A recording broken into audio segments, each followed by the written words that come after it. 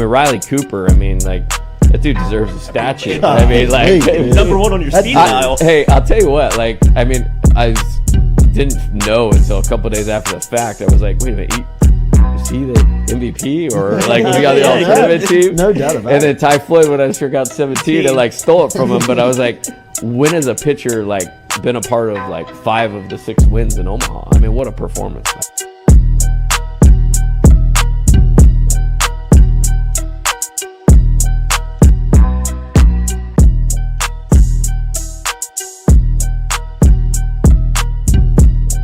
Coach, it's great to meet you. Thanks, Jordy. Thank you for the time. Pleasure. Yes, sir.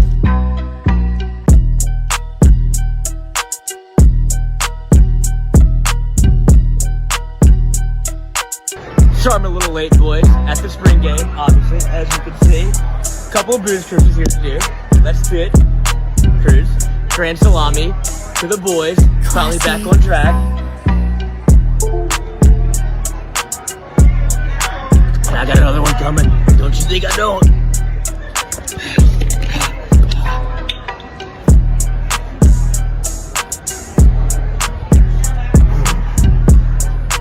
And that's how we roll in Tiger Stadium. Just watching the spring games that were on television, one thing that jumped out about your squad is your quarterback room is very talented compared to a lot of the league and a lot of the country. I wonder, is it easier to recruit that position when you have talent or when you don't have talent?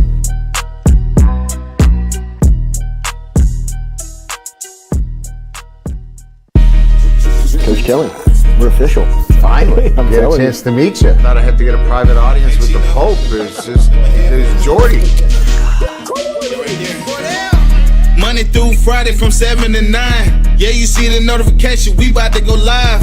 We got all your favorite guests, we got them in line. It's the Jordy Culotta Show, come have a good time. Tearing up, answering the question, I thought, my God, if Chica is offered this job, she's going to take it. It's just a crazy, fun time at LSU right now. Isn't this what everybody loves? From the boot to the east to the west coast, no matter where we at, we open up the phone lines, come and join the show. Make sure you tell your friends about Jordy Culotta Show. Yeah. Let's go! Let's go! All right. Big day. Big day. Nice start. It's the Jordy Culotta Show. Come have a good time. Coach, it's great to meet you. Thanks, Jordy. Thank you for the time.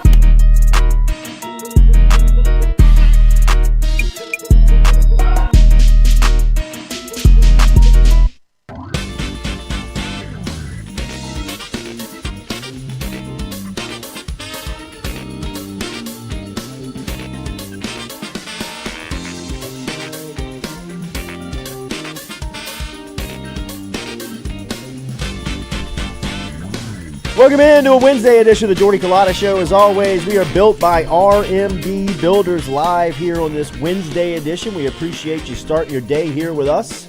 Make sure and hit that like button, share button. If you don't mind, comment on what we got going on. If you want to subscribe, hit that subscription button as we are here until 9 a.m. this morning, and we are jam-packed on our Southern Regional Medical Center phone lines today. Saw Charlie Harvey, Jason Ramazan, and the crew yesterday over at Southern Regional Medical Center, bringing you our phone lines every day, and we're going to talk to former All-American and first-round pick Ronnie Brown, who's now working the sidelines for the radio network over in Auburn. He's going to stop by at 7:30 this morning. We'll talk to the former running back about this preview this weekend as Auburn comes to Baton Rouge, and Brown will be on the call on the sideline come Saturday inside Death Valley. We'll get his thoughts on War Eagle coming into Saturday's matchup. We'll also talk to Brooke Kirchhofer today at 7:45.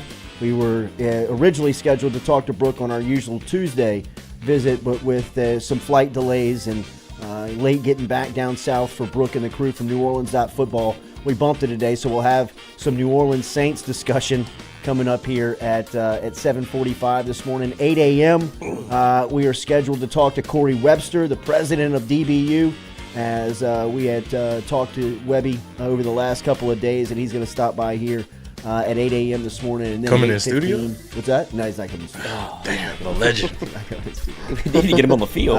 We are going to get him in for a Football Friday, though. I believe that he's going to be in for the Friday or for the Florida edition of Football Friday because of the 2003 National Championship reunion that'll be taking place that weekend. Interesting game to pick. It is. Only game they lost. It is. I thought that it would have been this weekend. Yeah, me too. I mean, that was the Auburn game was such an electric game.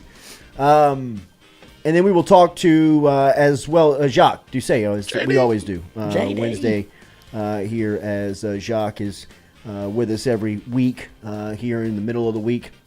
He'll be here at 8:15 this morning, and we got a jam-packed show, as you can tell here. So jump inside as we are inside of the chat. If you are inside the chat, you want to get a question in for one of our guests, you can. Whether it's Ronnie Brown from Auburn coming up at 7:30, Brooke Kirchhofer talking Saints at 7:45, Jacques at 8:15, back to some LSU football, or the president of DBU, Corey Webster, at 8 a.m. this morning. So good stuff coming up today on the show. As we said, we're brought to you daily by R&B Builders. We're live over here at our Click Here Digital campus, live every single day over here at Click Here Digital. We love it being a part of the team. 20,000 square foot of office space, 150 employees, full service digital marketing plans being put together. Google ads, Facebook, social media ads, all of that happening right here at Click Here for companies around the country. If you want to move the bottom line, if you're interested in getting more traffic, whether it's to your website or to your storefront, get in touch with me, Jordy at clickheredigital.com, or online at clickheredigital.com.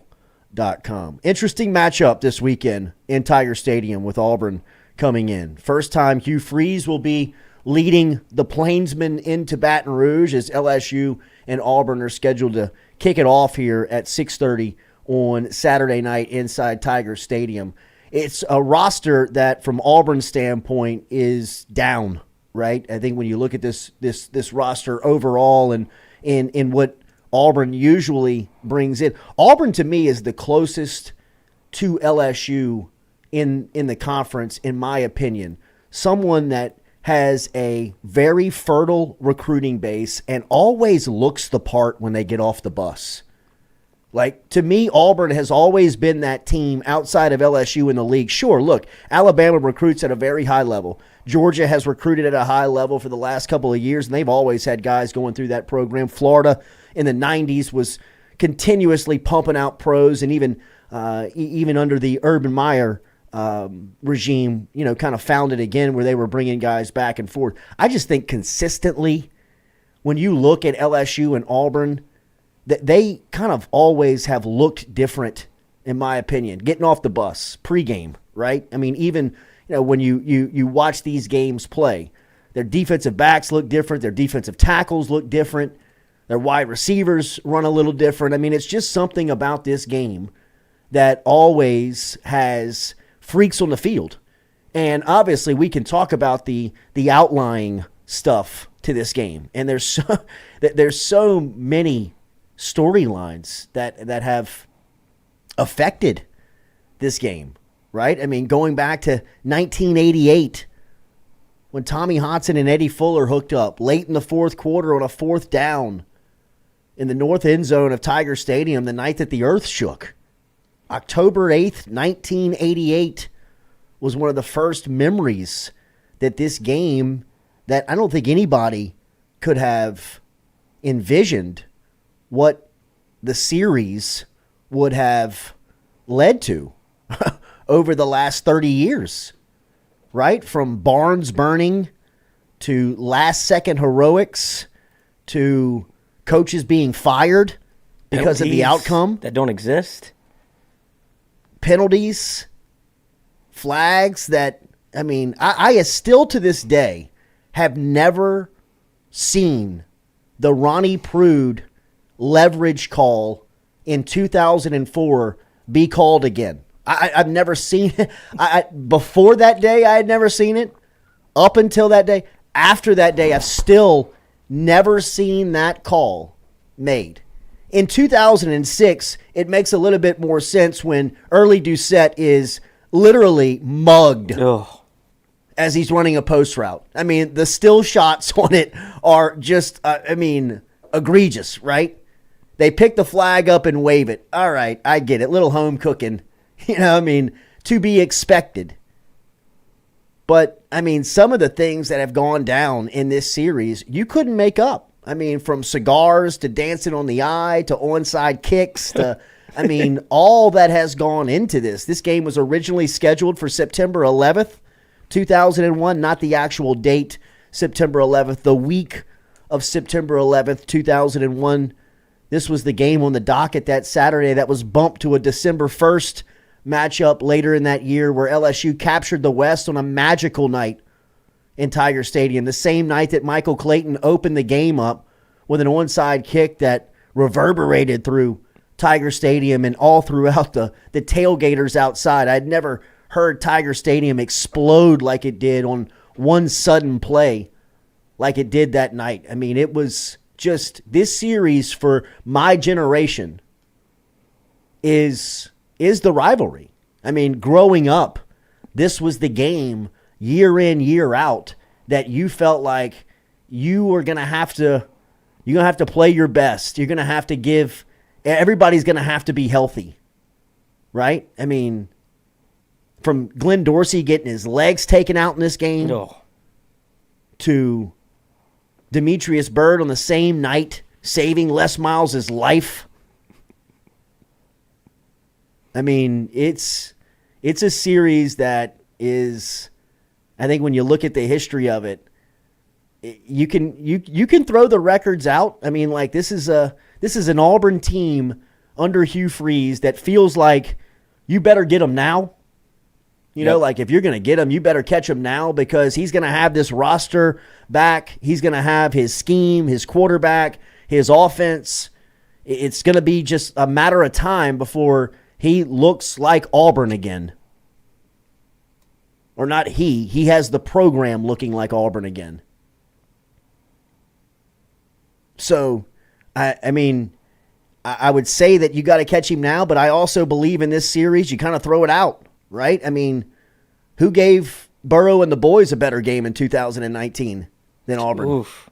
I mean, that's as hard as I've seen Joey B take a hit in college football on the sideline that day. Just pop back right back up, Coach. I'm in it now. I mean, UCF. I mean, that was the first day he ever grabbed his knee, though. It was on their sidelines. I mean, on his sidelines, I thought he got knocked out for a minute. Probably, man. Yeah, he probably was knocked out for a second. Woke him up. Yeah. Give me that smelling salt.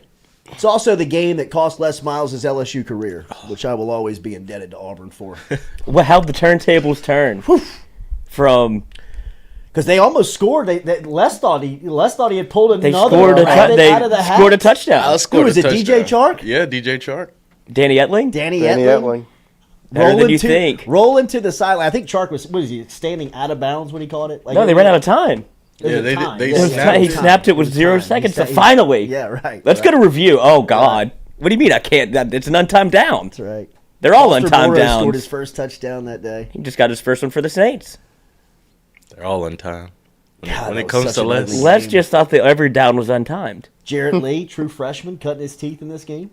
Oh God, you could even go back to Brendan Harris getting his first start on the road at Auburn, and that was that was a Coach, debacle. I was on the sideline that night. I'll never forget Lyle Collins coming to the sideline after the first series, and he unbuckles his helmet, takes his helmet, throws it straight down on the ground. His ear pads go everywhere. The helmet explodes. Hiroshima.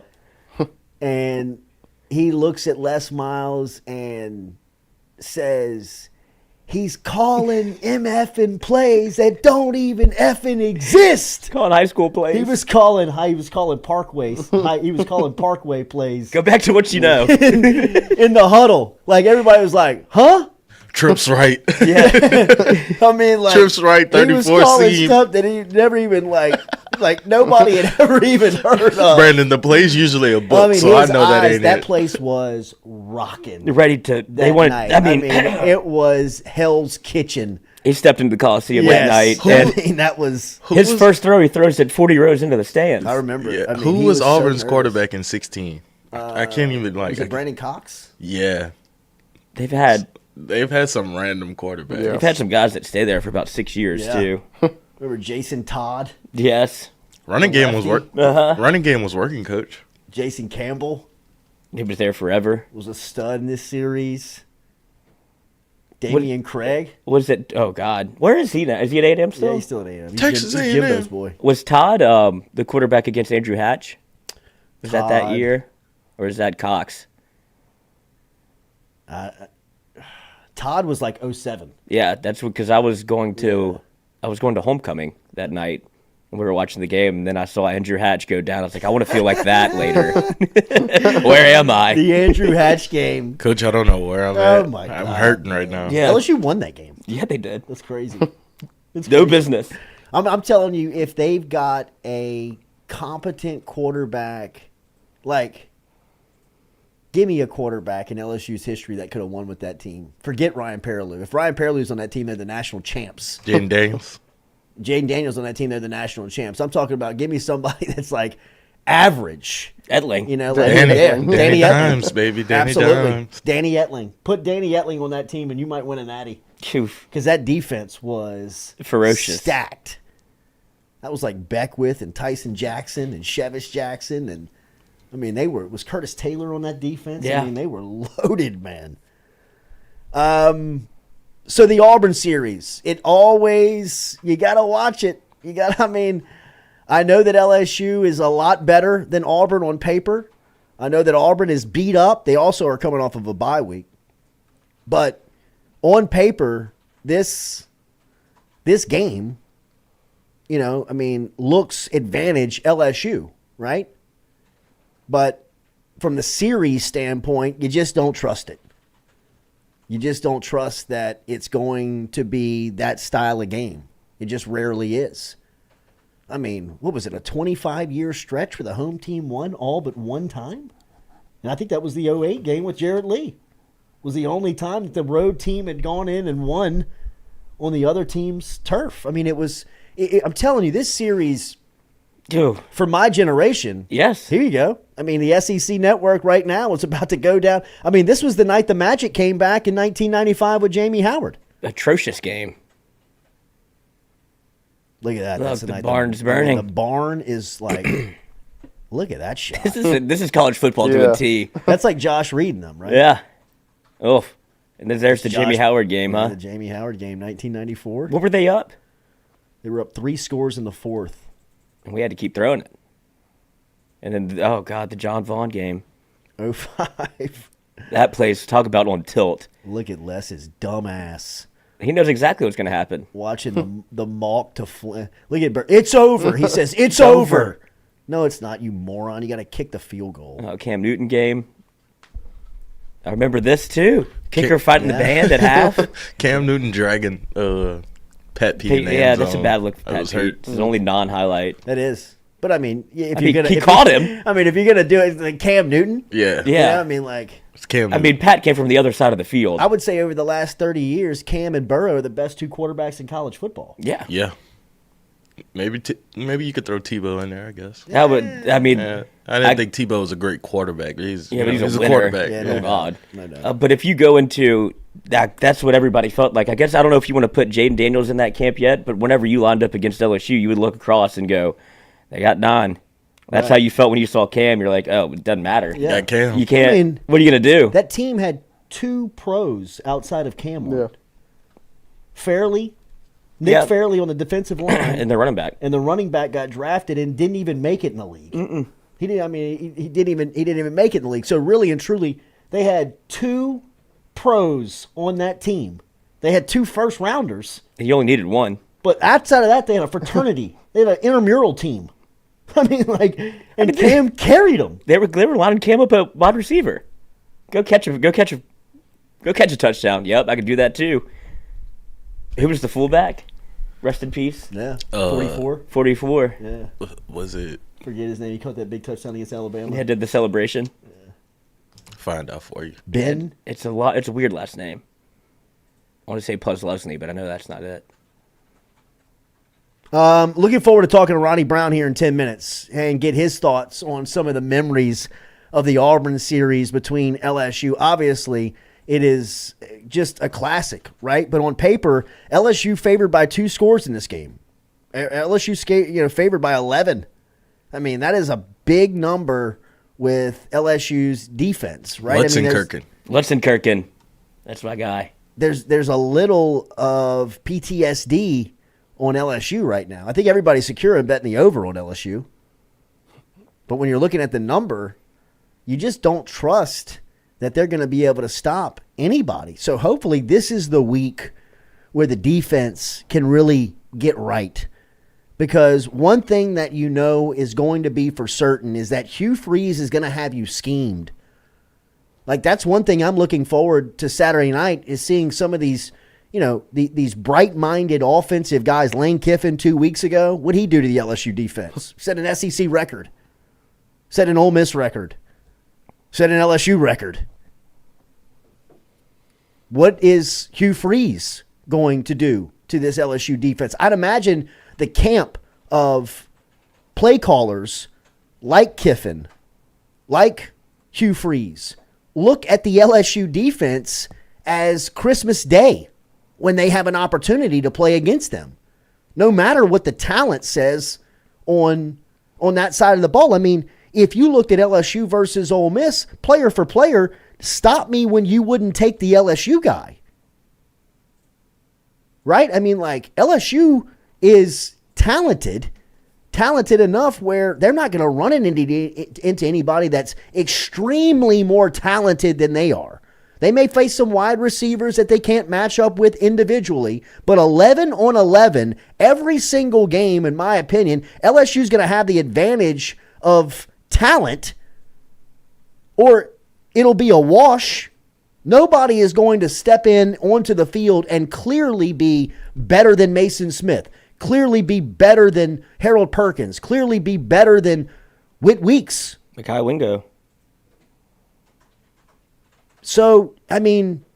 And they're going to run the rock. Oh, are they going to run it? They're going to find a weakness, and they will attack. If you heard, I listened to Hugh Freeze's press conference earlier this week, and he was talking about, like, kind of finding things that work. And he says, when we find things that work, all we do, like Hugh Freeze doesn't make any secrets about it. He says, when we find something that works, we're going to do it over and over and over and over again. Like, we make no secrets about it. And I still recall one of the early days of being on the LSU basketball staff with Brady and those guys, and John Treelor, who is now, I believe, the vice president of basketball operations for the Atlanta Hawks, was the top assistant.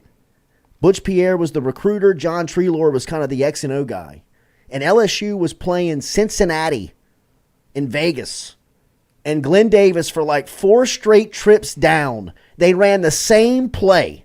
And they would call it ISO 5. And all it was isolating the 5-man. I mean, that's what the play was. And they called it ISO 5. And Glenn Davis was killing this kid. I mean, like, he could not. The guy just, you could see it. Like, the guy almost kind of wanted to.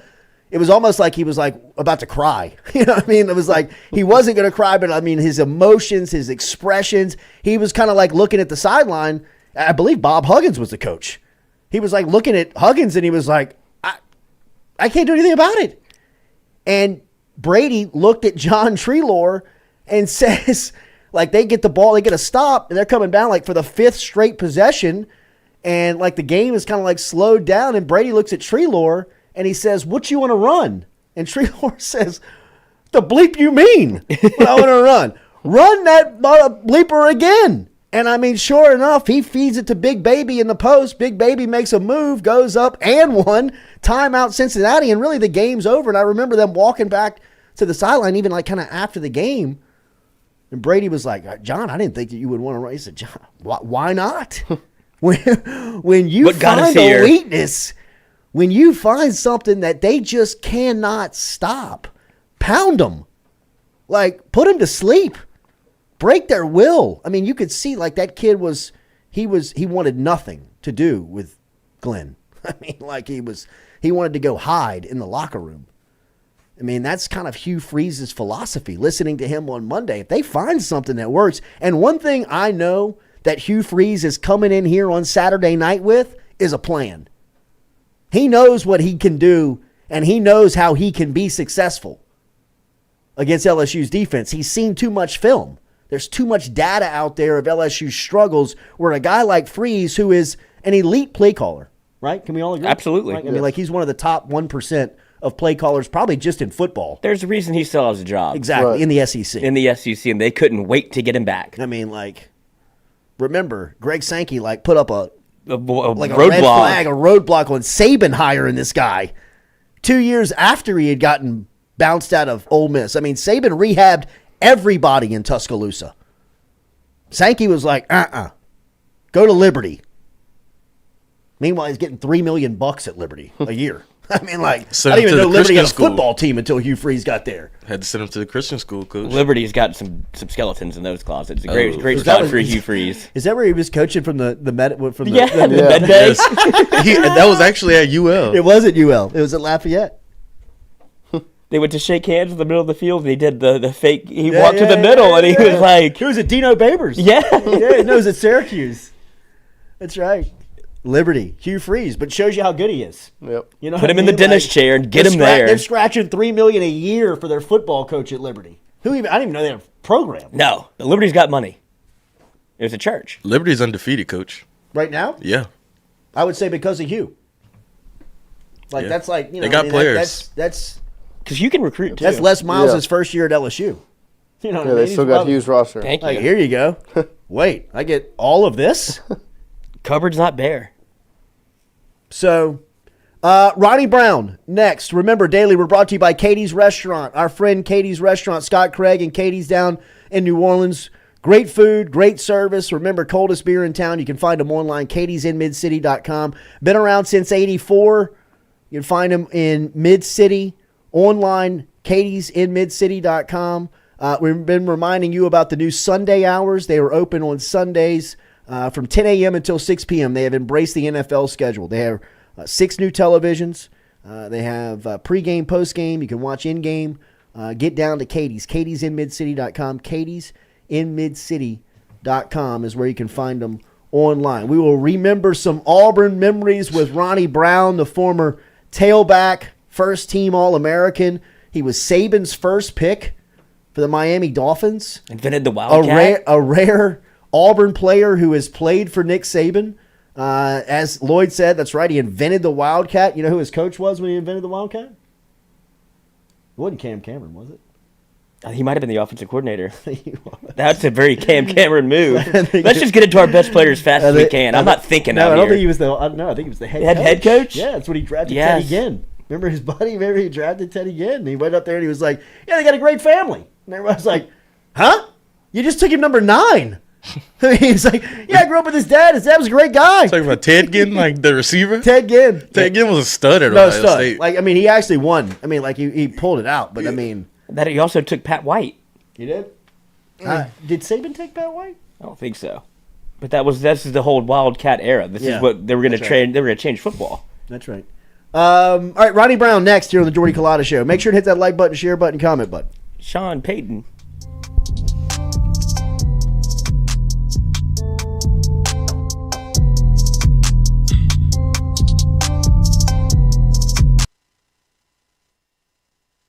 Red Stick Sports, a local staple in Baton Rouge to all sports fans, was founded back in 1981 and has remained a family business for over 40 years. Today, they still have the great selection on the floor, but they're also a leader in custom apparel for businesses, sports teams, and other groups. Take it from us, everybody over here at FM Digital Media. They help us out with all of our apparel. Let them help you out today. Go ask for Cody over at Red Stick Sports. Check him out online at redsticksports.biz.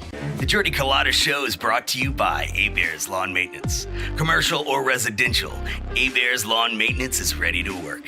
AUBURN can tackle all your homeowners association requirements. Call Blake at 225-485-8022.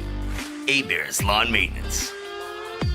In a wreck, Gordon McKernan Injury Attorneys is ready to go to work for you. Come meet your team. I'm your intake specialist. I coordinate your case and connect you with your attorney and paralegal. That's us, your legal team. Thanks. And we'll fight to get you every dollar you deserve. I'm your settlements and disbursement manager, and I'm here to get you paid on time. I'm attorney Gordon McKernan. Put our team to work today. Just call us. Get it done. Hey Tiger fans, when you're traveling through Natchez, Mississippi, make sure to visit Tom and Wright Granning at Go Mart and On The Go Deli, where you can fill up your tank and your belly. Go Mart has clean restrooms, community coffee, an awesome beer cave, and a great selection of anything you may need on your trip. Located at 4 Sergeant Prentice Drive as you're entering Natchez on the left. Also stop by Wardo's Po' Boys at 309 North Broadway on the beautiful Natchez Bluff, where the Po' Boys are so good you'll swear you're in Cajun country. At Auctioner, we know healing is a team sport. That's why we've partnered with world-renowned orthopedic surgeon Dr. James Andrews to create the Auctioner Andrews Orthopedics and Sports Medicine Institute. Whether you're a professional athlete or a weekend warrior, our team of specialists are dedicated to getting you back in the game. So whatever your reasons are for reaching your personal best, we've only got one: you. Auctioner Andrews Institute. Long live you. Let's be special. Let's be strong. Let's smell greatness from the top. 1, 2, 3, 4, 5, 6, 7, 8, 9,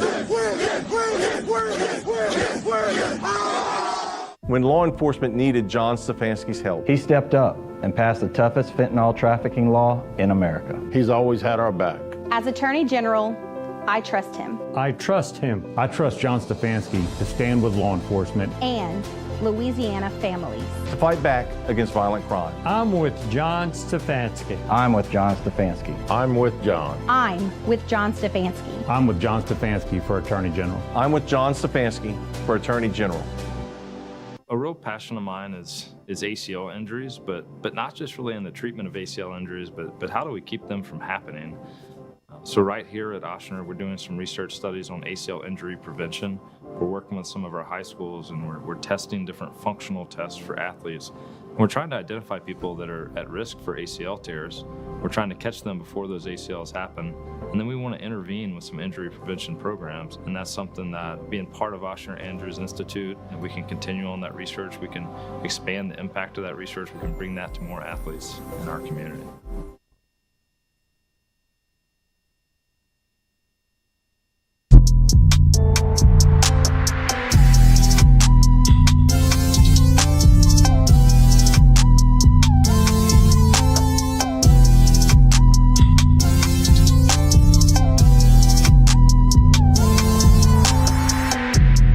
All right, welcome back here. Jordy Culotta Show live here on this Wednesday morning. As always, from our Click Here Digital campus, online at clickheredigital.com. Been looking forward to our conversation with our next guest. One of the SEC's all-time greats, was a first-round pick of the Miami Dolphins back in 2005. Now he works the radio and the sidelines for the Auburn Sports Radio Network. He'll be in Tiger Stadium again. Thank God he won't be dressed out. He murdered LSU during his days on the plains, and it's good to be able to catch up with one of the greats of the league. And now back at Auburn on the radio call is Ronnie Brown. Ronnie, good morning. How are you, man? I'm doing well. How are you guys doing? Can you hear me? Yeah, we got you loud and clear. Loud and clear. We appreciate you, man. This LSU Auburn series is a wild one. Everybody talks about earthquakes and barn fires and interceptions. How do you remember this series from a player standpoint? I think the biggest part is just physicality.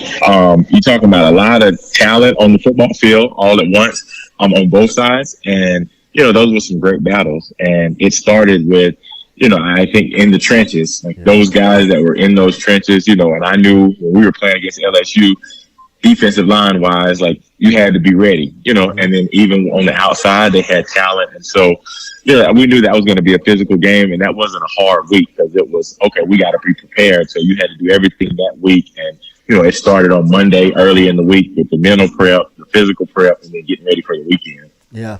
Ronnie, I said before you joined us that Auburn and LSU, to me, have always kind of looked different in the league. I mean, look, Alabama recruits at a high level. Georgia recruits at a high level. LSU's gone through their success period. Florida has too.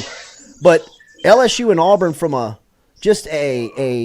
makeup standpoint have always looked different. Have you seen that? Does that make sense to somebody from the Auburn side? Yeah, well, I think the biggest part about that is, I think when you look across the country and, the SEC in particular, there's a lot of talent. A lot of guys want to play in the SEC. And that's, always great. You talk about Alabama, the guys that they've recruited, what they've been able to establish. Georgia, as of late, they've always had talent as well, across their team, and the other schools, Florida, Mississippi State. There's a lot of talent, but I think when you look at LSU and Auburn, it's the makeup of the kind of players, I think. It's the old school, hardworking guys, may not always look the part, but I think it's what they bring, and I guess it goes to the old adage of, these guys are guys that bring their lunch pail to work every day. And, I think that's how we're going to try to beat you is, physically and, hardworking. And so I think when you look at the teams, I think that's why it looks different. Not necessarily just the physical stature of the guys, but I think when you look at the game and how the game is played, it's one of those physical games, old school slobber knockers, and, just try to make sure that it's a tough physical football game. Tell me about the 2023 edition of Auburn and under Hugh Freeze. It kind of feels like if you get him, you got to have to catch him now. What is the outlook under Freeze? Yeah, I think that's the thing. Between last year and this year, I think we've seen some improvements. One, just starting with the roster, and that's where it is. In this league, I think there are a lot of really great coaches across the country. But when you talk about, I think the secret ingredient, the key is in the players, the Jimmys and Joes. And so you need those guys, no matter what kind of defensive or offensive scheme that you're running, you need the guys to be able to do that. And so understanding that, there has been some activity in the portal, getting a lot of linemen in, trying to create some depth at different positions. And I think that's the biggest part of it. And so getting a guy who's a great coach, but also being able to recruit and get his type of players to run his offense, his defense, and his schemes, is really important. And so that just takes time, and so I think when you look at that, he's started on the right track. He's building relationships. He's out recruiting. And so that's his secret ingredient is getting out, getting involved, getting in front of these young men, giving them opportunities to come to Auburn University, understand and explore what that looks like. Obviously, I would say our game day experience is second to none. Yeah. And so when you're able to do that, I think that's where, he's gotten the most traction. He's gotten it started, and he's gotten off to a great start. Have you had a chance to see LSU's offense? If you have, what are your thoughts on them? And how does Auburn's defense match up against this high-flying attack? Yeah, I think when you look at LSU, I've kind of watched a little bit here and there, but the secret ingredient for them is Jaden Daniels, their quarterback. Really athletic guy, does a lot with his legs, getting some yards, some tough yards. The game last week, he took over. Had he not, done what he was able to do, they probably don't pull that game out. And so, I think that's the biggest thing for them. This Auburn defense, keeping him inside the pocket, forcing him to throw the ball down the field, forcing him to make different throws is going to be key. Showing him different looks defensively, pre-snap alignments, moving a little bit before the snap, and just trying to not let him get comfortable. More importantly, not let him get outside the pocket to where he can impact the game at a high level. What is Baton Rouge like for an opposing team or an opponent, especially somebody like you, somebody that's a feature player? What is Tiger Stadium like on a Saturday night? It's interesting, and I was just talking about our experience at Auburn, but when you go to LSU, you already know what you're going to get. That environment, especially at night, they get pretty wild. They get excited about their football team, what they bring. Their involvement is important to them. And so when you look at that, you want to make sure that mentally you're prepared, because I think that's the thing. You don't want that to be a distraction as you go into to do, and not trying to do too much as an individual and do your 111. And I think if you keep it in that mindset, it's like everything else you do in life. It starts with the mental approach. And so for guys not getting distracted by that environment, it's going to be loud, it's going to be wild. But if you take care of business, then, the most beautiful part of that is playing on the road, and then you're able to quiet or silence the crowd, by what's happening on the football field. And I think guys have to understand the importance of, what they do and how they do it. You had to be proud of your former teammate and I'd imagine very close friend in Cadillac Williams, and the way that he handled last season, the way that he kept that program intact. And I guess, what does he mean to the Auburn program? Because when you watched his energy, man, there was 80,000 people behind him. It seemed like everywhere he went.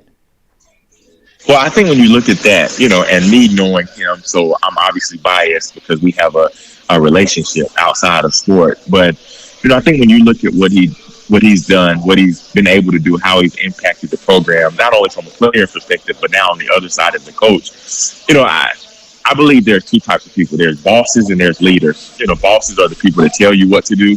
Leaders are the type of people that, show you how to do it. They get involved. He's that type of person, and his passion is definitely, it shows. He cares about these young men, and I think they saw that, that at the point where he took over the team, it wasn't a new team. It was just a new mindset, and those young men followed him. And I think it was because of, his relatability, his relationship with those guys, his passion for that, but more importantly, his passion for them. And it's easy to get guys to follow you when you're a true leader. And I believe that he's that. And as a young man, he exemplifies that in everything he does, how he approaches it. And I think that was just, a part of the makeup, and he's an Auburn man through and through. So, I think understanding to be able to sit in front of a group of young men and tell them, hey, not only, do I know what you're going through, I've actually been in these same exact seats before. And so, that hits a little bit different when you're talking to a group of young men and trying to get them to follow you and trying to understand the influence that you have, as an individual, as a former player, as a coach. Those things are really important. Ronnie, you're obviously a legend in Auburn on the Plains, but you are very unique from an Auburn standpoint, where you played for Auburn, but you played for Nick Saban. What is that dynamic like in the state of Alabama? It's great. I think like we were talking earlier, they're great coaches, right? I had a great experience at Auburn, wouldn't change it for anything in the world, and that helped me grow into the young man that I am. Well, also transitioning out of that, I was drafted by Coach Saban in the first round of 2005. And so his impact on me, one, his willingness to give me an opportunity, to be drafted where I was, but then how he poured into me as a person. Like, he challenged me as a person, to be a better person and a better football player. And so I think from that perspective, he was trying to, make me better in life and prepare me for life outside of football. And so, there's always an appreciation there. Anytime I see him, I try to share that, appreciation. And so now, he's at Alabama and he's been able to have the success that he has, respectfully. I'd be happy when he decides to go enjoy his lake house a little bit more. Excellence. And, he demands that from, everyone, starting with himself. And so I think that's the key, for him and what he's been able to do over there. And he obviously, we've seen the fruits of that, just by the results that he's had year after year over there. And so, I appreciate him as a person, but I also will love the fact, like I said, when he decides that, hey, I'm going to enjoy, my relationship with Miss Terry and going over and enjoying this lake a little bit more. That's right. Ronnie Brown, the man who invented the Wildcat, a first-round pick of the Miami Dolphins. Ronnie, it is a sports crime that the 2004 Auburn team did not square off against the USC team. How much do you guys think about that when y'all get back together?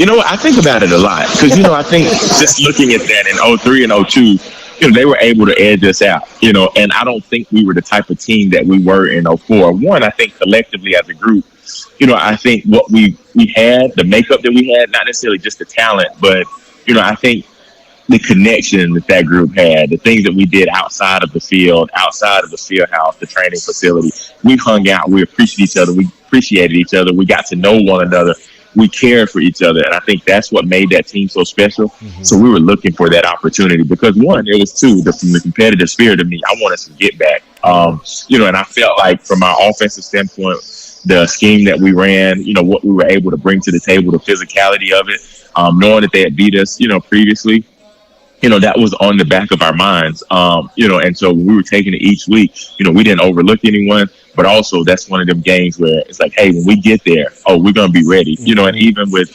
we played in the Sugar Bowl. That was a great game, but we were a little disappointed to play because we were looking forward to playing in that championship game.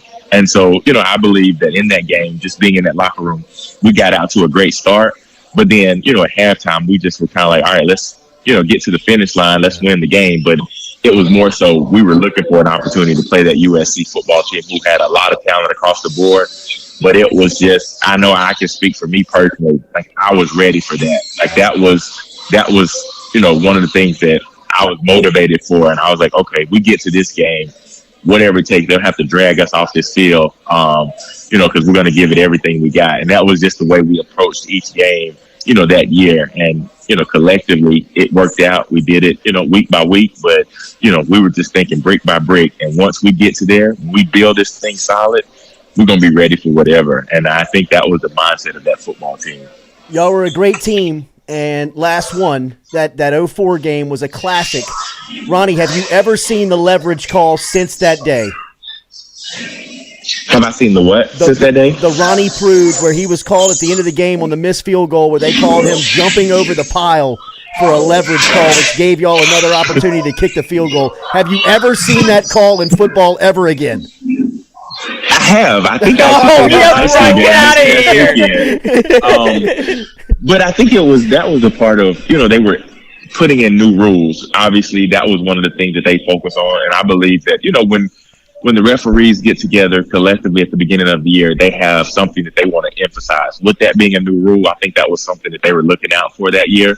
Just like now with the targeting, the last couple of years, with the targeting penalty, I would like to see a little bit more consistency, but it's also, human, making these calls. And so it's human judgment. And so based on that, I think it's been a little bit here or there, hit and miss. It hasn't been as consistent as probably some of us would have liked, more times than not, when we're the team that's on the receiving end of that penalty. But it's just trying to understand that. And I think that year, we were on the receiving end of being beneficiaries of, that call. But, I think that's just kind of how the game works out. And I'm just happy that we were on that side of it. People in Baton Rouge still think that was the Auburn AD that was the field judge that dropped the flag on it. It was fun to watch you play, man. Have a safe trip to Baton Rouge for a great call on Saturday night. Thank you for your time this morning. It's great to catch up with you. Okay, appreciate it, fellas. You got it, man. There he is, Ronnie Brown, checking in from a chainsaw factory. It seems like a team cafeteria. I mean, the man's washing the dishes, folding the laundry, does everything for Auburn. But great to catch up with Ronnie Brown. What a great. He was as good as they made him at Auburn, especially coming up during that time when the commitment to running the football was where college football really lived, and those two in Cadillac and Ronnie Brown were hell for 4 years. Remember, Daily, we're brought to you by Go Roof, online at GEAUXroof.com. GEAUXroof.com is where you can find them online. Go Roof offers services for both residential and commercial customers, whether you need them today. You can call 225-927-8300, or you just want to store that in case you do run into some roof problems. You can get in touch with Go Roof at any point. When you work with Go Roof, you get free quotes, free and quick roof inspections, over 15 years experience, roofing repairs, commercial roofing, residential roofing, all of it from our friends over at Go Roof. GEAUXroof.com, a beautiful roof every single time when you work with Go Roof. 927-8300 is the phone number. So from Auburn's side there, Ronnie Brown, who will be in on Saturday night with the Plainsmen, as they will be here for the call. Ronnie on the Auburn Sports Radio Network. Do we have Brooke? Let's. We did. I think she was like fussing at her dog or something. Oh, nice. Oh no, nice, Rue. Nice. Yeah, Rue. she was. It's Rue's time to shine. She was just like, okay, move. Just get him a little seat. Yeah, Rue's always invited to the party. Absolutely. All right, let me know when Big we have, dog guy, Jordy. We do have it. Okay, we got it. Okay, good. All right, let's link up with our New Orleans Saints insider from NewOrleans.football. They had some late travel getting back from Foxborough on over the weekend, so we took yesterday's segment and bumped it a day. And looking forward to, as always, our weekly chat with Brooke Kirchhofer from NewOrleans.football. Brooke, good morning. How are you? No volume. Wait, do you have the dongle plugged into the phone? That's on our end. That's on our end. Quick Sorry about it, Brooke. catch. One second. We will have this figured out real quick for you and come right back to you. But we're going to talk some. We're good? We good on the audio? Talk for me, bro. You guys got me? Yep, yeah. We got you, Brooke. Good morning. How are you? Go. Sorry about that. That was our fault. Good morning. Yeah, that's my I'm fault. good. How are you? Good. All good. Good. So, obviously, get right game for the Saints. It all worked out this weekend, right? I mean, everything was clicking. Yeah, it really was. And look, this was the get-back game they needed. Pete Carmichael's back was against the wall. This was something not only the team knew, the media knew, the head coach knew, and Pete Carmichael himself knew. And you saw changes happen in this game with the offensive play calling. The Saints used motion 17 times in this game. What a concept. They got beat by motion against the Tampa Bay Bucks last week, and now they use it this week and shut out a Patriots team, the largest loss in Patriots history at their own place. I mean, a huge statement win for the Saints. And I know this Patriots team is just struggling this year. And yes, the offense is as bad as advertised with Mac Jones leading the way. He is just really struggling without a lot of playmakers to throw it to. But no matter what, any Sunday in the NFL, you shut out a team and also put up 34 points. That stands for something. And that's a really, really good offensive performance we saw from the Saints. And then Blake Grupe kicking 2 50-plus field goals in a very windy stadium was also incredibly positive to see. Tyrann Mathieu gets a pick six, and Pete Werner gets his first interception of his career, and that's kind of by design. Linebackers usually aren't in a place to have interceptions, but he was on the end of a tipped pass and was able to get his first career interception. Really solid win all around, all three phases. Alvin Kamara comes in, becomes the all-time touchdown leader in his first game back. What does he add? What does he bring? How does he help Carr in this offense maybe progress? Jordy, he's such a special player, not just in the way of his ability on the field, but his leadership in the locker room. We were talking about this last week, that Alvin was the guy that kind of was like, look, we got to get to the playmakers. Things have to change. We are a predictable offense. It's what he labeled their offense as, which to me is a really bad sign if you're the offensive coordinator, that one of your leaders, captains in the locker room is saying that about your play calling. But they got it fixed. It wasn't just that Alvin was talking it. He put it into play against the Patriots. And Alvin's yards after the catch, I mean, it was yards after contact. He was so impressive in this game. A lot of people have been talking about maybe he's on the end of his career. Maybe he's starting to see some fall off. I did not see that in New England at all. He was really great. And because he was able to pick up so many yards on the ground, he did eclipse that 70 rushing yard over under that we were talking about last week. He did get over 70 rushing yards on the in the run game. But because of that, that opened up Kendre Miller as a pass-catching back, which to me, we've been waiting to see this. We saw this all training camp. We've been talking about how special he looks. We finally got to see it in Week 5 as the Saints beat the Patriots. And I hope that if Alvin Kamara can continue to kind of be that dog in the run game, that it can open up Kendre Miller for different pass plays. And I really liked what I saw from him, too, yards after contact. Speaking of liking what you see, how about Mike Thomas? 7 targets, 4 catches, over 60 yards, averaging 16 yards a catch. More than that, I love it. It looks as if he's kind of finding his old mentality. He's engaged. Like he looks pissed. Oh, yeah. You know, he's always pissed off. That's the Mike Thomas I love. Yeah, did you guys see him in postgame walking up with the shades? And it was like, okay, all right, he's back. This guy's back. He was kind of what's the right word for this? When he took the podium, he was definitely the old Michael Thomas, kind of the, you better ask me a good question or I'm going to, for lack of a better word, like shit on you and shit on your question. And he did a few times in post game. But look, Michael Thomas actually benefited a whole lot from the use of motion in the offense. The one big third down conversion was there was motion used in the offense on that play. So look, you get it to your playmakers, this offense can move. And you also saw a lot of trust between Derek Carr and Michael Thomas. There were several times where ball was snapped and it's out of Carr's hands and directly at Michael Thomas. He was zipping balls at him. And you also saw Michael Thomas take a huge hit, get back up, shake it off. It was like, no, I'm here for that. Like, I'm back. I'm healthy enough to take these big-time hits. I want to be the guy that you throw to when you need a play to happen, and I'm fine with taking the hit. There were still some issues with the offense. There were 12 penalties in this game, and the Saints actually are tied for third in the NFL in most penalties through Week 5. There were 7 penalties in particular that either stalled drives, were on special teams, led the Patriots to kicking a field goal. They obviously missed it, or made the Saints settle for a field goal. So those are some of the things that have to get corrected. Also from my rewatch, Trevor Penning is a problem on the left side. Yeah. The offensive line has kind of been masking his play, and the wind helps mask some of his play. But when you watch it back, there were times when I saw a tight end and a running back on the left side of the offensive line helping in pass protection. That's just not okay. You bring in a guy who's a first-round draft pick, who is a monster of a human being. He's bigger than everybody else on the offensive line, and he still can't figure it out. Jordy, I expect to see some changes this week on the offensive line. If they do change, what are the options there?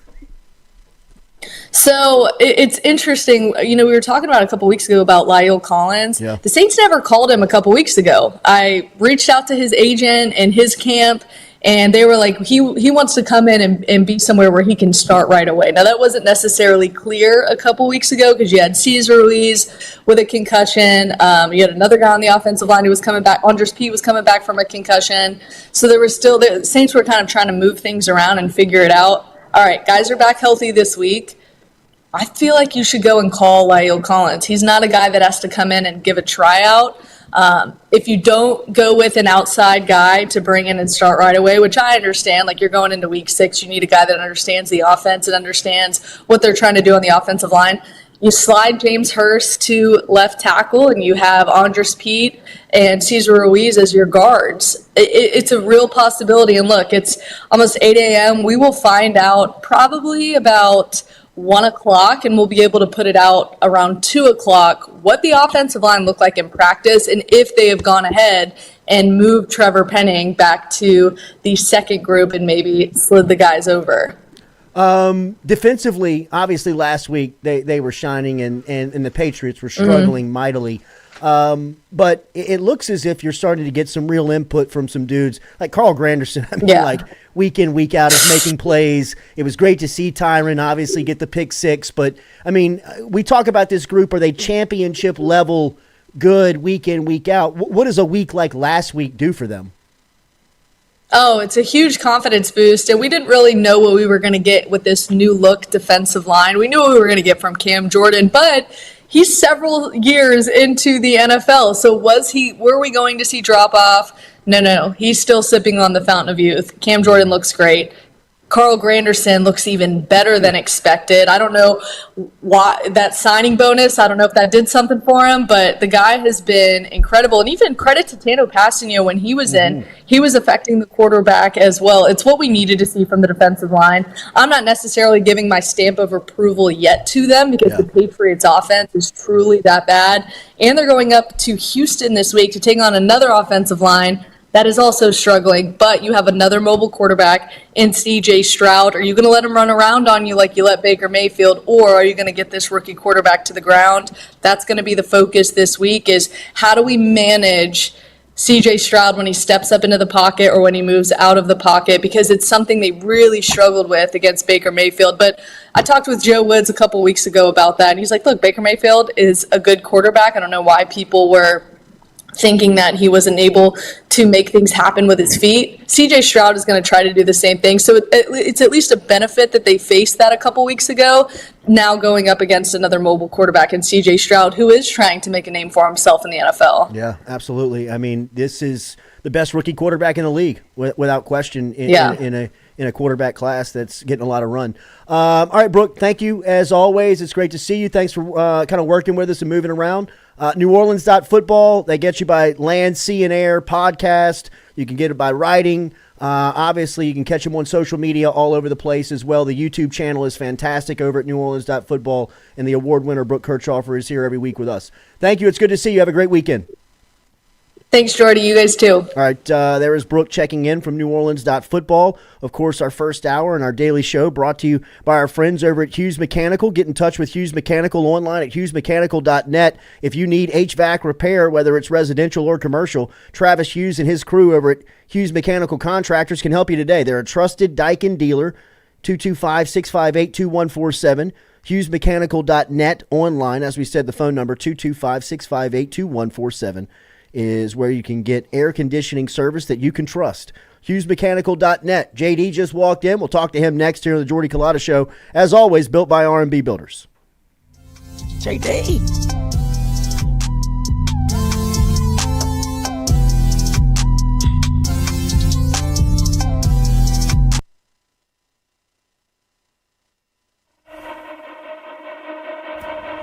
in the market for a mortgage lender, you need to start with Doug Bickley and his team. Bickley has built a crew with over 50 years of combined lending experience. They've been in business for over 20 years, and they love helping their clients achieve the American dream of home ownership. They're also key with working in real estate agents and helping their clients getting same-day pre-approval. They average about one buyer a day getting them in a home. If you want to get in touch with Doug and his crew, it's easy. Call them 225-214-5154. 225-214-5154. Go see the Bickley team today. They're located on the corner of Coursey Boulevard and Sherwood Forest right here in Baton Rouge.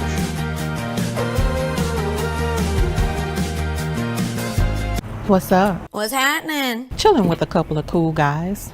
You? Chilling and watching some tube. Hold on. Did you do it? Hold on. Did you do it? Roof's up.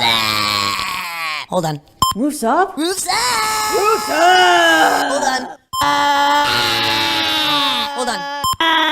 Hold on. Beautiful roof every single time.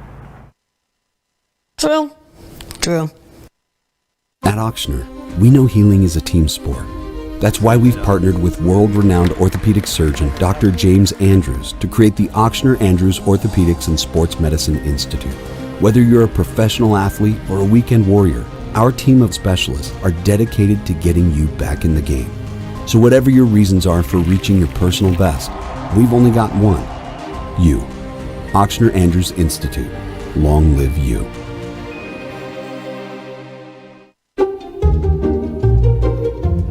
You can't put the cart before the horse. That'd be like, will you marry me? Do I know you? Never sign a contract with a roofer before he gets on your roof. Call Go Roof instead. We offer a free, no-obligation inspection. A beautiful roof every single time. Bobby, goes in the front. Roof, roof, Go Roof. Offensive player of the game from LSU, Joe Burrow. Football is life. Football is Joe Burrow. Click Here Digital, the home of the Jordy Culotta Show. Online at clickheredigital.com. If you're looking to set Google ads, set social media campaigns, learn about SEO, display video, or even creative, Click Here Digital has the answer for you. Online at clickheredigital.com or email me directly, Jordy at clickheredigital.com.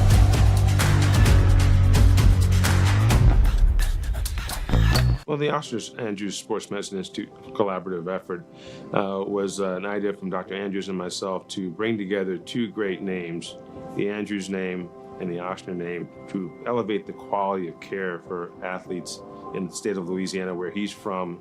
I always thought I would come back to Louisiana and practice orthopedics with my subspecialty being sports medicine. This was an opportunity through Auctioners to come back and work the entire state to help develop and take sports medicine to a new level. As an orthopedic surgeon, what this means in the future in terms of, access for our community to the type of care that Dr. Andrews pioneered, words can't describe how valuable that is. Auctioner has a great opportunity here to really grow, and Dr. Burnham, of course, is the mainstay of making that happen. If you want to have first-class sports medicine care, check in with Dr. Burnham and his group, and you'll be more than impressed and pleased.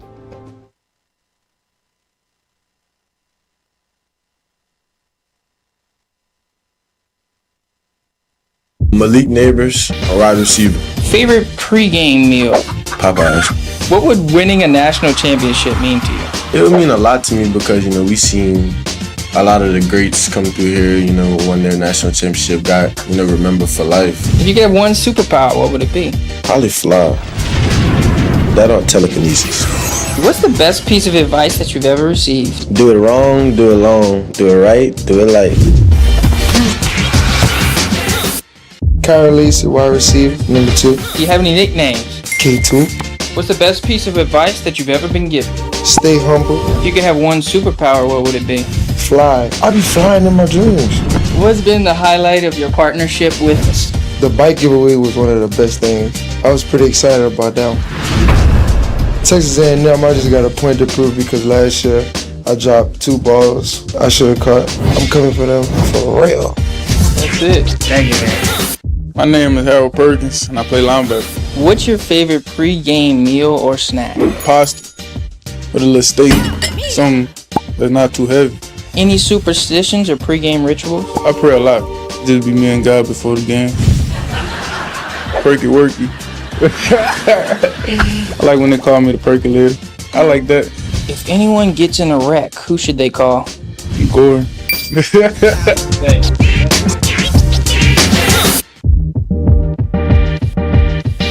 Where were you born at, Greg? Hattiesburg, Mississippi.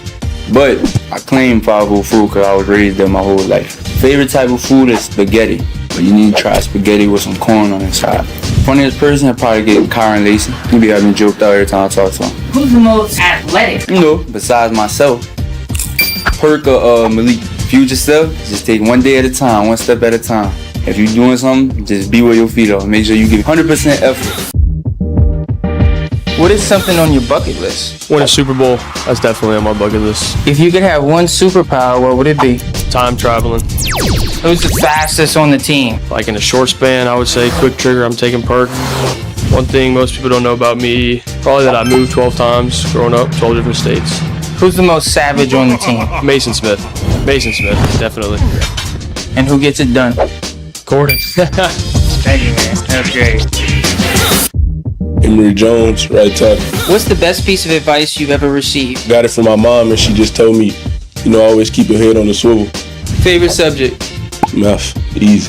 I kind of keep it light. Give me some type of red beans or something like that. Throw a little cornbread on the side. Light with red beans. Yeah, just a little bit. I am superstitious. I got some PSDs that's purple and yellow and white. I wear them every game. I feel like they my lucky draws, and you know what I'm saying? I'm gonna keep doing it.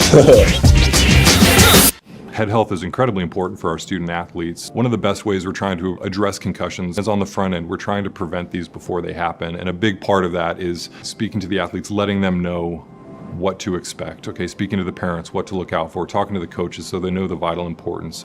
Some of the big things we're looking for with a concussion, which is, a traumatic brain injury, is one, was there a mechanism? Was there an injury that took place that could lead to this? Often a direct blow to the head, a head-to-head hit. If someone's showing signs of concussion, our first step is always to remove them from activity, get them to a place where there's less stimuli, where we can really just sit down and get a feel for the athlete, what they're feeling. We're looking for headache, we're looking for dizziness, any sign that coordination is off, that something's just not right. Get a good evaluation of them to understand what's going on. It's not worth the risk that may be there to kind of ignore it, because there are very serious consequences if we don't treat a concussion properly.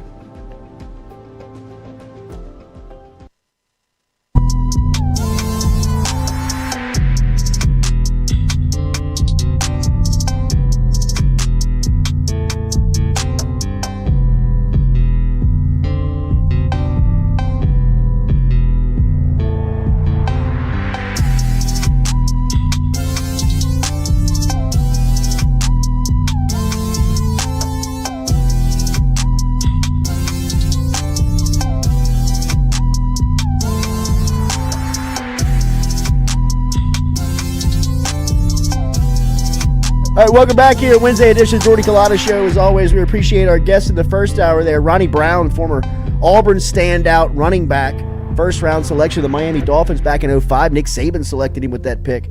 He talked a little bit about being in Auburn and living in the state of Alabama and being an Auburn legend and playing for Saban, amongst other things, including great memories of this rivalry between LSU and Auburn. And who better to tap into the memory with than JD, 9 Sports Own, on Twitter at Jacques Duet, and a friend of ours that's here every week on the show.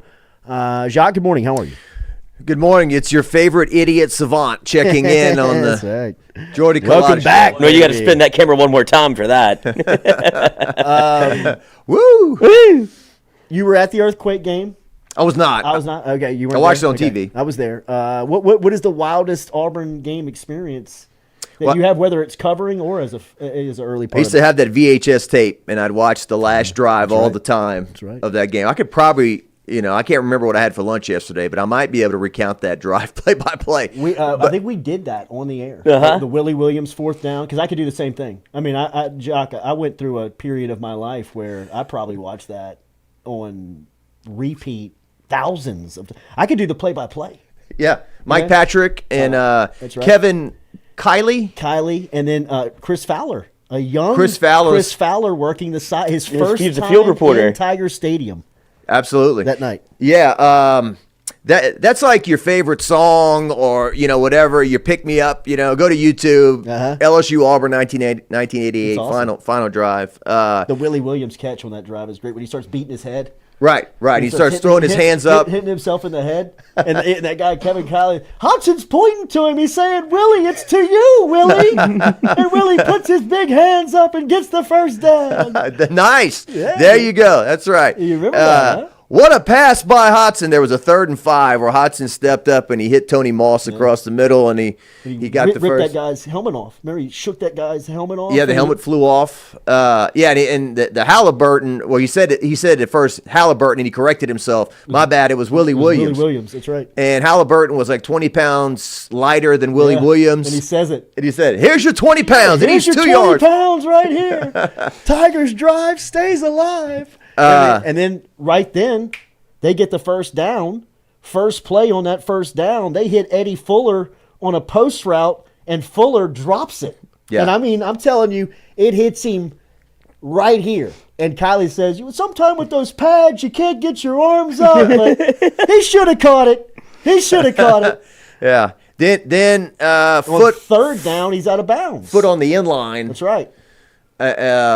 And then I think Mike Patrick says, "Oh, poor Fuller. He's going to have nightmares about this." That's right.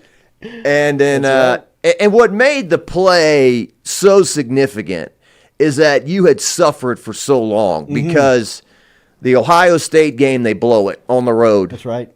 They had a 13-point lead and they blow it. I think Gordy got a personal foul at the end of the game that cost them. I think Gordy got a bad personal foul. Okay.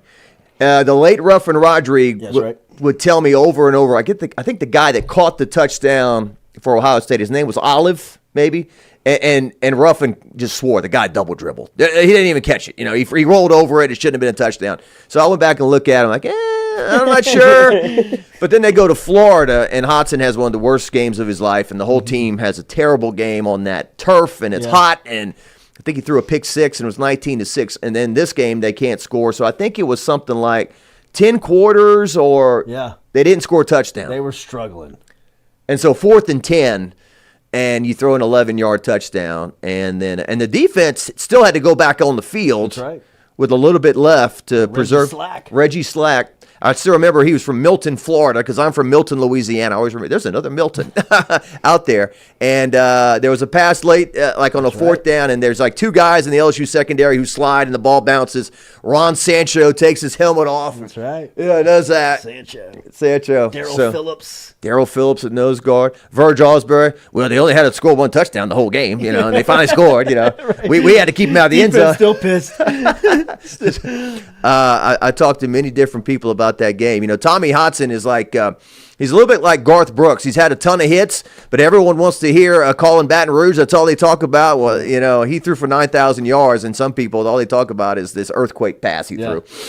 But that was huge. I mean, on the bad side of things, the interception game with Jamie Howard in 94, you just wonder how adults who were coaching kept throwing the ball that day. Unreal. Was it Lynn Amity? Lynn Amity was the offensive coordinator. Kirby I saw Holman. him at the Pastime Pizza like a couple summers ago. I went up to him. It was very cordial, nice conversation. Great LSU Tiger and everything. In the back of my mind, I'm like, why the hell were you throwing that day? No, I didn't say it. But Lynn, one more. But finish that Crown and Coke real quick, and we'll talk about something else. Because he was a quarterback at LSU, right? He was a good He was a quarterback at LSU and had a long career at A&M, too, I think. I don't really remember. I wasn't really covering, but I just remember he was the offensive coordinator. 95, bring back the magic. That was I was right there in the north end zone when Troy Twilley. I mean, I was from here to Stewie from when Troy Twilley went up and intercepted the ball in the last play of the game. Wow. I remember I was at that game too. That was a great one. Let's see, 96. That's why I miss Ron Franklin. Yes. because I think we've talked about it. His voice brought so much drama to the game. I mean, it was like goosebumps type stuff. You were already nervous for the game. You were waiting all day, and then Ron Franklin starts talking. You're Welcome. Like, yeah. Oh, my God. Ron Franklin and Mike Gottfried. Who called and Adrian Karsten. Adrian Karsten, let's check in with you. That's right. You know, a 7-footer down there, tragedy. Yeah, tragedy with Adrian Karsten. But the 96 the Rayon Hill game, I guess, right? He had a pick six for a touchdown, and he ran back a 2-point conversion. Because late in the game, Auburn was trying to tie the game. That's right. 17-15 was the score, and Rayon steps right in front of it and runs it back to tack it on. 19-15 was the final. Mm-hmm. That was Kevin Falk had all eyes on three shaved in his in the back of his head. In the back of his head. And ESPN came in from the commercial break on the back of his head.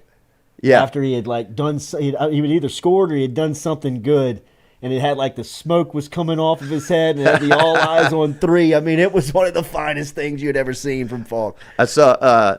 So I'm sitting at Methuen Supermarket yesterday. I'm looking at Tiger Stadium. I see Angel Reese come by on a scooter, and it's just you go to LSU, you just gonna see all sorts of stuff. And then I get a tap on the shoulder. It's Kevin Falk. So we're like chatting and talking about stuff. And I remember Donardo was actually ticked off at Kevin for doing that. He's like, Kevin's a very unselfish player. Yeah. He's never been about himself. I was disappointed he did that, And then I think it vanished and never came back.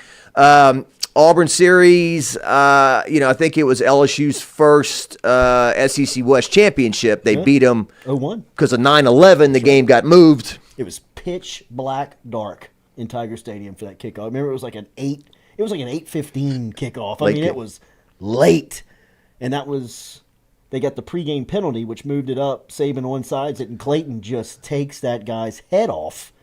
And Tuberville comes out on the field, throws a temper tantrum, and it was over. The game was over. Yeah. I mean, it was over. I think they went for it on a 4th down, and Lavallee stuffed Cadillac. I always confuse the 0-1 and 0-3 games a little bit there. I think 0-3 they went for it on 4th and 1, and that was it. Lavallee smashed. 0-3 they went for it on 4th down, and Cadillac got smashed by Lavallee. He drove him back. They're playing about the earthquake stuff on ESPN right now. Mike Archer. Were you at this one? Were you at the barn burner? No. That was 96. I was in college. That game is you're lucky that game didn't get called off, right? I mean, that looks like in today's social media world. There's no way you play that. Yeah. Back then, it's just the people in the stadium, and I think they said that if the wind would have shifted, there would have been a major problem because the wind, and it maybe wasn't as close as it appeared, but. If the wind would have shifted the other, and I remember Donardo. I interviewed Donardo about it, and they asked him after the game, Coach, what about that fire? And he said, what fire? He didn't even know about it because it's behind him, and he can't see it over the upper deck. Sure. So that was craziness. But I'd imagine if you were standing on that ramp, you felt heat. Yeah. I mean, some of those shots of the ramps and the nosebleed of the flame behind it's unreal. That's insanity. How did it catch on fire to begin with? I forgot. It was like a barn full of hay. It was a waiting bomb, right? And I don't know if it was an accidental or clearly it was accidental. It was the old basketball arena. It was the old basketball arena. That's right. And then you move into let's see. The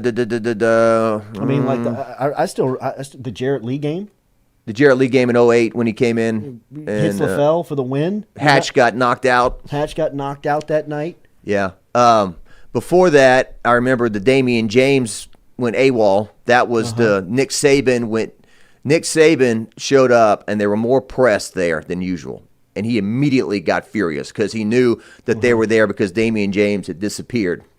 And that was it's time to move on. Got it? We're moving on. All right, you got it? And the hands and all that. That was, and then they went to Auburn and got beat 31-7. It was a 11 a.m. JP game. That was 2002. Yep. The 04 and 06 games are controversial, stand out. 04, the Ronnie Prude leverage jump. Yes. And then 06, the early Doucet, no PI call where he's raked. His arms are raked down when he's coming across the middle. Idiot Savant checking in. 04. I think Marcus Randall started the game. That's right. Dwayne Bowe touchdown. They went right down the field and scored, and because they had decided that they were going to rotate quarterbacks, Jamarcus came in, and it killed the rhythm that day. That's right. Now, that had flip-flopped many times where Jamarcus came in, and the rhythm got better, but in this case, It didn't work out. That was Jamarcus's first game back in Alabama. I remember his teammates telling us afterwards, he was so amped up, and he had so many people in the stands, and it was his first time going back and playing in the state of Alabama. That it was just one of those days. 06, and I've told you before, the gym I used to go work out at, Craig Buster Davis would work out there, and I mean, this is 2013, 14, be 9 o'clock in the morning. And he would just get upset like it just happened. like he just discovered he had a flat tire in his car or something. I told Lloyd and Stewie, I think that's the most upset I've ever been in a Les Miles game. All of them, the whole era. That 06 Auburn game. I mean, think about the guys that he had on the field. He scored 3 points, and at the end of the game, he let him start throwing it. I believe it was Buster. They got knocked out of bounds at the 2-yard line. At the 2-yard line at the very end. I think 3 of those guys were first-round draft picks. Yes. Doucet, Bo, Buster. And Jamarcus was the first pick. Jamarcus was the first pick. And they went over there, and they had Justin Vincent. And they had Ali Broussard coming off a knee, I ACL. think. Yeah. And they just tried the old lineup, and here we come. From what I was told that day, it was the day that Jimbo decided quit. He told Les Miles on the headset, I'm done with you, man. I'm done.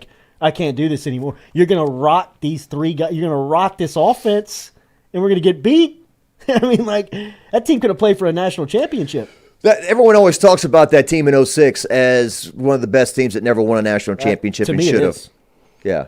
They lost that game, and they went to Florida, and the stupid Tim Tebow jump pass. I mean, they called the fumble on Jamarcus, but Hester scored the play before. Yeah. Trenton Holiday, I think he fumbled the opening kickoff of the second half, and it was kind of...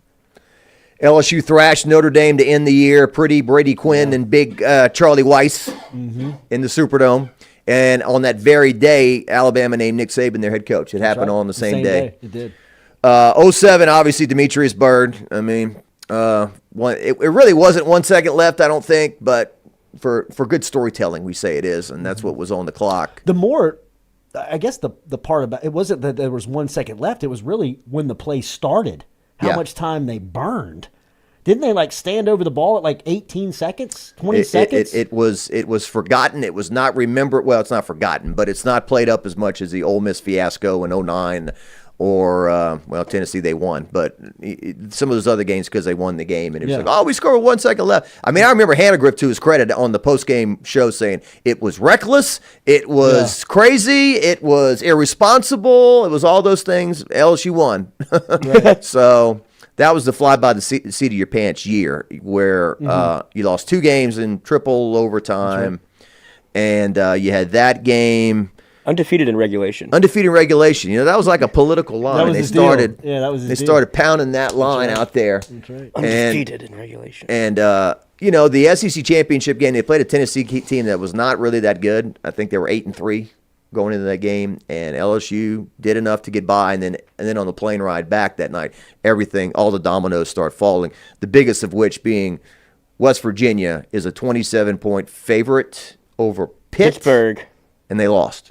That was the biggest domino to fall. That's right. And that got LSU into the... Rich Rodriguez.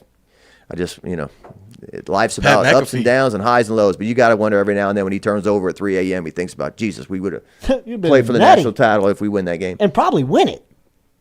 It was so... That offense was so good. And that was the Darrell Revis Pitt team. He ran a punt back. That's right. I mean... McAfee missed 2 field goals. Wow. 28 death threats. 15, Leonard Fournette runs over him like bowling pins. Right. 16 is Les Miles' last game, right? The end of Les. Yeah. Because I was standing right there on the field. Messed the clock up. What's that? Messed the clock up. Yeah, again. Time ran out. I mean, and he scored. I was standing right there when they all celebrated. And when you're not watching on TV, you miss a lot. Yeah, when you're down the sideline, you don't know what's going on. Absolutely. And then it's like, wait a second. Take a look at this. And we had a great shot. Darren got a great shot of Leonard and Darius. They were kneeling side by side, just looking up like this. I remember that. And they called it, and game over. And I remember we stopped at, what's that, the Shed Barbecue and whatever the next day. Off I-12? off I-12, and we interviewed, I think it's Tom Bro. He was the biggest Les Miles advocate. And at that point, he said, that's it. I'm done with this guy. And at that point, I looked at my phone, and Ross Dellinger had broke it that Les Miles was fired. I said, boys, we need to get home. And so we're hustling home. There's a press conference on Sunday night. They're bringing out Leonard and all these guys. And then the next day, Ed Ogeron is at the podium, and he says, my right hand man, Derek Ponomsky. And we're like, are we in the Twilight Zone? How did wasn't Derek doing radio with you? Yes. And it's like, what happened? The night of the Auburn game, my phone rings at 2:30 in the morning. And I'm, 2:30 in the morning, so the phone's ringing, you're like, something's wrong, something's up. Yeah. And Ponomsky tells me they're at Guarantee. They're in the radio studio right now with they had just landed they had just landed from Auburn. And called Derek, said, meet me somewhere. They meet at Guarantee. Oliva had notified Ogeron that he's going to become the interim. They're firing Les tomorrow. He says, get your group together. And because Ponomsky and Oliva are tight, like at this point, I'm telling you, when we were doing radio together, Oliva and Ponomsky would trade text messages as if they were like schoolgirls. I mean, like they would be like texting back and forth the whole time. They were so close. I mean, really. I mean, and Oliva kind of. I didn't know Oliva was close with anyone, to be honest with you, outside of his wife and his family. His golf clubs. I didn't either, and that was the thing about it. And because Oliva trusted Ponomsky so much, Ogeron put him as his chief of staff so they could get the job. So he said, because he told Ogeron told Ponomsky that night, we're getting the interim job, and I want this job. I want this job. We can get this job, and if I get this job, we can win here. And Ponomsky's like, all right, And Ponomsky did an amazing job because he went down the checklist of all the things that Les Miles was doing that was driving people nuts. He went the other way. Right. Les Miles would show up, and I'm not exaggerating, an hour late sometimes for media. That's right. And people just waiting around. Ogeron was never late. Practice access. I remember going to practice for 45 minutes or so the week they played Alabama in 16. That's right. I'm like, Les was throwing us out like on August the 2nd. That's right. Bringing back the former players. Mm-hmm. There was a feeling that there were the two fraternities, right? There was the Saban fraternity and there was the Miles fraternity, and Miles was not big on the Saban guys coming around and all that. So all those guys came back. I mean, there was just a few of those things. And then the Les wouldn't tell you things about injuries. Yeah. And Ogeron, he ain't going to play. Yeah. I mean, we're like, I'm like shocked. Ankle. Hey, he tore his quad muscle. You're like, what? Les was like, it's an injury. It's we're gonna HIPAA. I can't talk because of HIPAA. Right. So and look, it was fun. It was like, okay, yeah, let's have some fun. LSU's they're out of the national championship race. Let's see what we can do. Ed Ogeron was fun. It was exciting. And then when they lost to Florida, I thought he wasn't going to get the job. I thought, you got to be perfect when you're the interim coach, basically. Right. Or and close. You can't lose like that. You can't come out of a timeout and your guy go the wrong way. Yeah. You know what I mean? That was very Les Miles. And they were 16-point favorite. They were a huge favorite. And they lost. Favorite. That was that hurricane thing, right? And like if they'd have won, they'd have gone to the Sugar Bowl. Sugar Bowl, yeah. So I was surprised when he got the job and everything, and it was great for a while. It was Oliva's. Nobody wanted to mess with Oliva. Nobody wanted to do business with Oliva. I mean, Jimmy Sexton abused Joe Oliva in that process. I mean, used Oliva he spun him like a top. And Oliva's telling everybody, he's telling media outlets got Herman that LSU's getting Tom Herman. Like, he's the one that's leaking it. It's on the ticker. Yeah, it's on the ticker of during the LSU game. And people at LSU are like, how is this getting out? And Oliva's like, well, I mean, I've got some sources in the media. And people are like, you idiot! What do you mean? He's like, what do you mean you're putting that out? Now Texas is going to just leverage the whole thing against you. You think? That's what Ogeron says. The story goes the next morning at 5:30 in the morning. He calls him. He's like, meet me at ops. Ogeron's like, well, he's not calling me to tell me I'm not getting the job. Right. Yeah. And he's bumping Creedence Clearwater Revival the whole way down I-12, slamming the ceiling like the dude on the Big Lebowski. I mean, well, if what we heard about that is true, it's a sign of bad leadership. If Oliva goes to Herman, and Herman says, "I'm going to Texas," and Oliva says, "F you" on the phone, hangs up and gets emotional and says, "I'm hiring Ed Ogeron now." That's not the right approach. Right. Take a deep breath. I think they were at a race to get their coach to the podium in that case. Right. And look, I'll take Ed Ogeron over what happened over Tom Herman. Absolutely. It worked out. Yeah, it worked out. No, it worked Tom out. Herman it was worked out. butthead. Yes. I mean, he was. he would not have worked here. He set Texas back 5 years. Yeah. I mean, Mitch, remember? Talk about a guy who likes to smell his own perfume. I mean, that guy thought he invented football. But it worked out best in terms of who they were choosing from. But no, I mean, like that's, Oliva kind of fell ass backwards into it. I mean. Yeah. I mean, and for a while there, it looked like it was not. I mean, remember within the first 2 months, Oliva was watching film with them. I mean, remember they were watching film. I mean, Dave Aranda was like, "Where am I?" I mean, like, what do I got to do with this guy in here? Well, in 2017, remember they go to Starkville and get blasted. Yeah. 37-7, and then eventually they lose to Troy at home. That's right. And at that point, you're like, The wheels are off. Yes. I mean, it beat by Syracuse. Yeah, Syracuse game, and then that year, I think there were like 6 or 7 SEC coaches who got fired. Like starting before the year with Hugh Freeze, got in trouble. He was out. And then I think that was the year that Sumlin and who was the coach at Arkansas? Was it the awful hire? Yeah, was it old boy who went? He did Morris Watt? Not Morris Watts. That's Chad Morris. Chad Morris. Oh, Chad Morris. Butch Jones was on his way out. I remember going to Tennessee, and they had this huge picture of Butch Jones on the side of Neyland Stadium, and he had been fired like 5 days before. It was funny.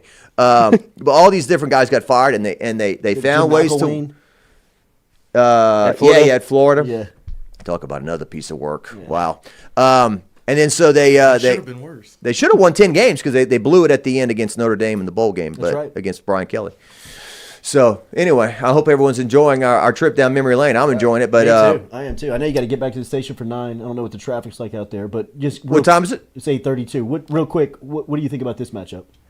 I was talking off the air before you with you. I'm terrible at predicting games, but my gut tells me that LSU's finally going to come out and win a game decisively. I mean, I know they won at Mississippi State, which kind of is the game that doesn't make sense because Mississippi State has scored some points against some other people. They scored 30 against South Carolina, and for LSU to hold them down like they did was impressive. That was where Mississippi State decided we got to change some things. Yeah, they did. Yeah, that's a good point. They did change some things moving forward, but I have a feeling that this is going to be a game. Look, LSU had an F performance on defense against Ole Miss. Missouri more like a D plus. Made a few plays late to win the game, unlike Ole Miss.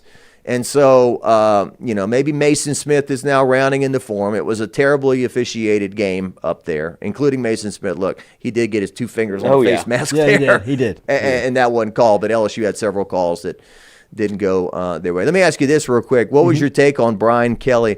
By the way, I didn't know it was the LSU head football coach's responsibility to cover the spread also, but I've learned that this week, about look, Major Burns, I don't care if he scored or not. Good for him. They won the game. But for all the people that took this stance against Brian Kelly that it was idiotic for him to say that Burns should have slid, I mean, it played out in front of you why he said that. You have to kick off. You got to play defense. You got to defend a field goal. If he makes a field goal, you got to go out there. Even if it's 1 or 2 seconds left, defend an onside kick. Somebody could get injured.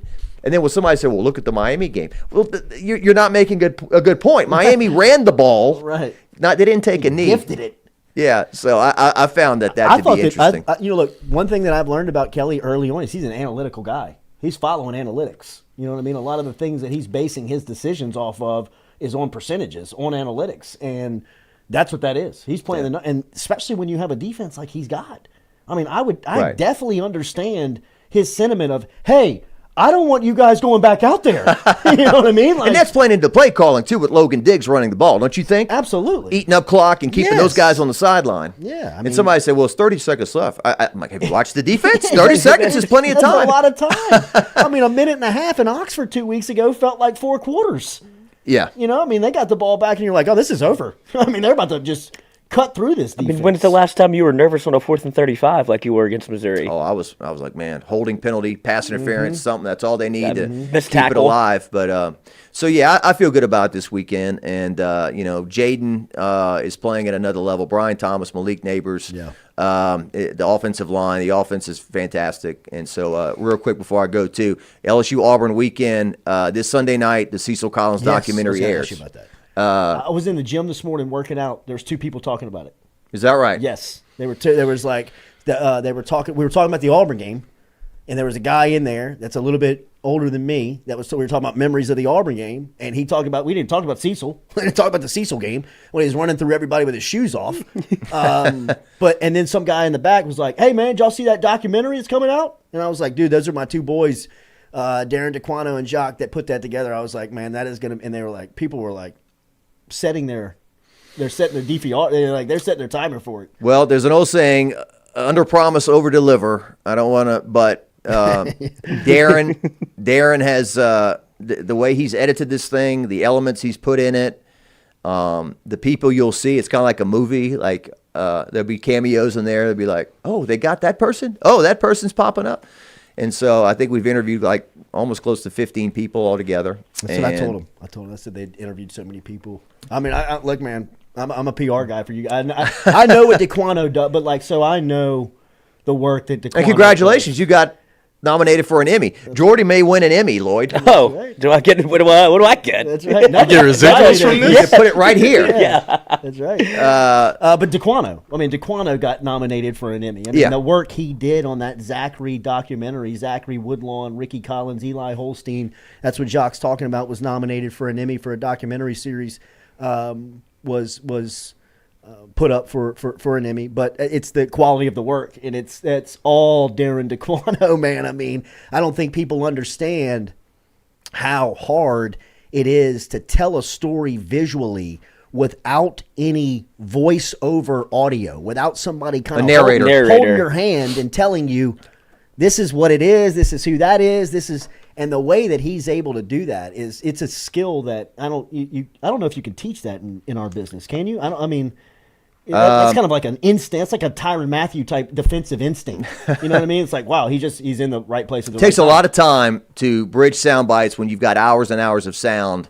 When somebody makes reference to something, okay, I'm going to put that there. That bridges me to that, and to move it along without putting a narrator's voice in it and whatnot. I was talking to LSU class yesterday, and I showed them a story I did on Jeray Jenkins last year. It's 4.5 minutes long, and I said, look, at first I attracted a few things, and I started putting it together. I'm like, it doesn't need me, let them tell the story. And so it's about 40 minutes of content. Okay, wow, it's 40 minutes long about. Wow. So it's not, it's not going to be a Netflix 2-hour or 3 episodes, 1 hour each. Shit, I think 40 minutes is long. Like that's right where you want to be. Good amount of content. Yeah. We don't want it to drag. We don't want to get caught up. What'd you say? I'm sorry. This one person with 40 minutes. A guy who played 3.5 games at LSU in his career, and people still know who he is. I'd say biggest what if story in LSU history. I don't go all the way back, to the 50s and 60s and 70s and know all that stuff as well. But him and Paraloo probably 1 and 2. Cecil did it. I mean, Paraloo did it to an extent, but Cecil, he showed you. No one said Ryan Paraloo's the best quarterback I've ever seen.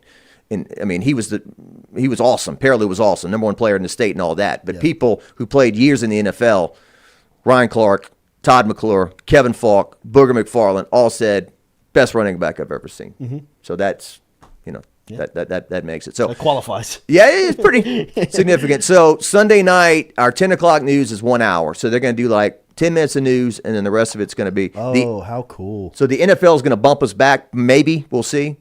But, and then if you're out of state, which I know a lot of people watch you out of state, WAFB.com will live stream it, and then we will also have it up on YouTube and WAFB.com, which, people can watch it wherever they are.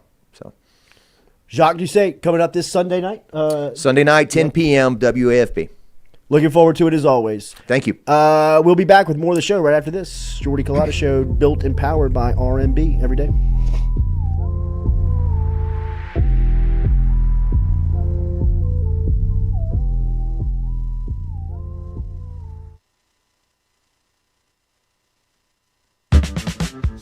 Don't let concerns about shifts in the market disrupt your long-term financial goals. Edward Jones financial advisor Daniel Newman can help. He'll work with you on an investment strategy for long-term results. Edward Jones can give you the tools and knowledge for a steady approach to hitting your financial targets. Get started today by calling Daniel Newman at 225-261-8262, 225-261-8262. Edward Jones, member SIPC.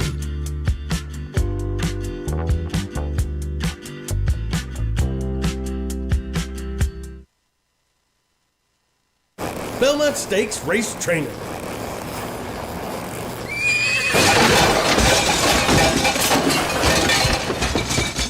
I'm sticking to roofing. Roof, roof, go roof.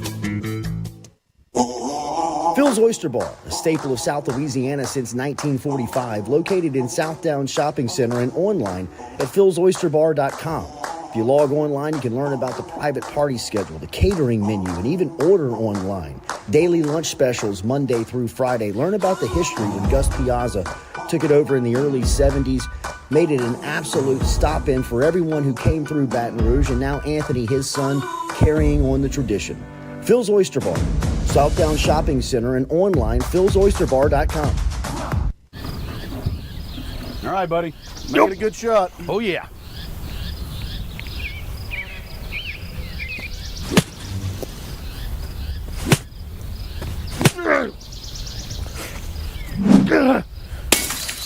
Sticking the roofing.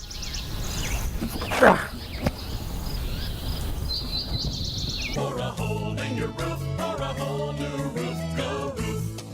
Roof, roof, go roof. As primary care sports physicians, the things we think about the most with our athletes from a medical standpoint usually involves the head, the climate, and the heart. We have to be very careful about participating in sports when it is safe, but also having the proper equipment to take care of them if we are worried about the athletes. So here in Louisiana, obviously heat can be a big problem. Things that I think about as a primary care sports medicine physician is that it's safe enough for our athletes to participate. And there are certain regulations that we follow here at Ochsner, but throughout the entire state, to make sure it is safe for our athletes to participate. When we think about concussion, we have to really recognize those symptoms from the forefront, and that becomes a cultural issue as well.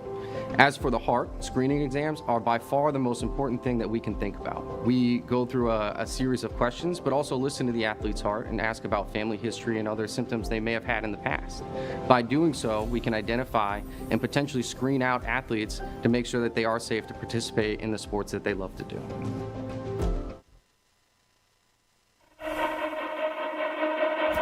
If you're in the market for a mortgage lender, you need to start with Doug Bickley and his team. Bickley has built a crew with over 50 years of combined lending experience. They've been in business for over 20 years, and they love helping their clients achieve the American dream of home ownership. They're also key with working in real estate agents and helping their clients getting same-day pre-approval. They average about one buyer a day getting them in a home. If you want to get in touch with Doug and his crew, it's easy. Call them 225-214-5154. 225-214-5154. Go see the Bickley team today. They're located on the corner of Coursey Boulevard and Sherwood Forest right here in Baton Rouge.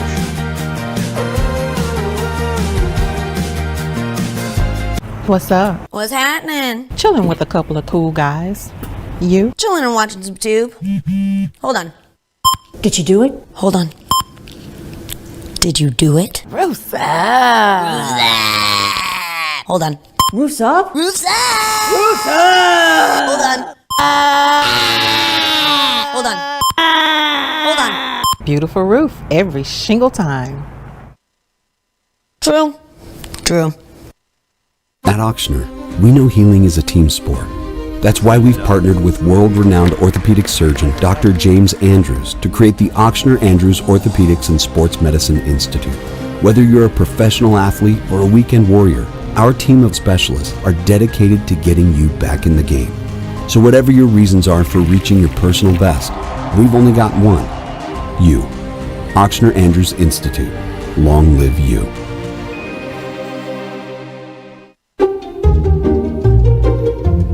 You can't put the cart before the horse. That'd be like, will you marry me? Do I know you? Never sign a contract with a roofer before he gets on your roof. Call Go Roof instead.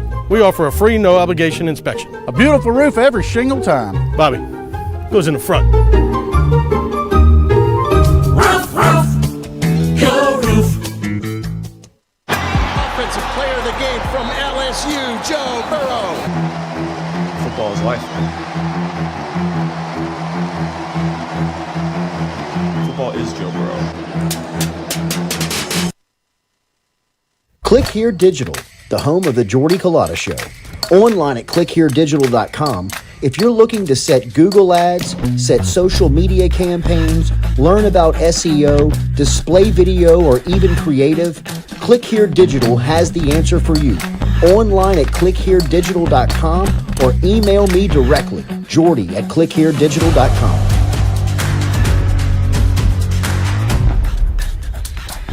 Well, the Oscar Andrews Sports Medicine Institute collaborative effort was an idea from Dr. Andrews and myself to bring together two great names, the Andrews name and the Ochsner name, to elevate the quality of care for athletes in the state of Louisiana, where he's from.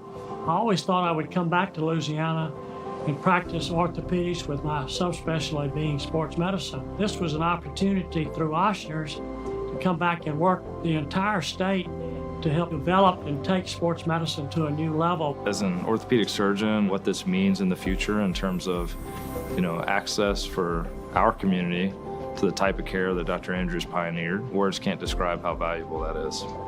Ochsner has a great opportunity here to really grow, and Dr. Burnham, of course, is the mainstay of making that happen. If you want to have first-class sports medicine care, check in with Dr. Burnham and his group, and you'll be more than impressed and pleased.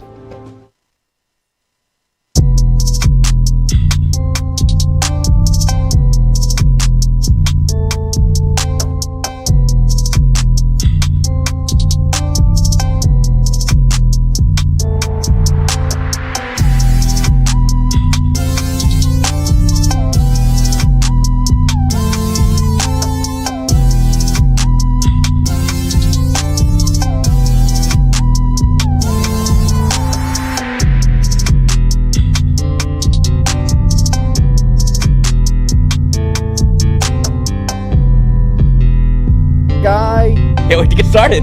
Yeah, right. Shout out to our guy Tom Granning over in Natchez, our friend over at GoMart, of course, Wardo's Po' Boys as well. They've got their second annual Wardo's Rudolph Roll, which is a 10K, 5K, and 1 mile fun run for the kids that is coming up December 9th.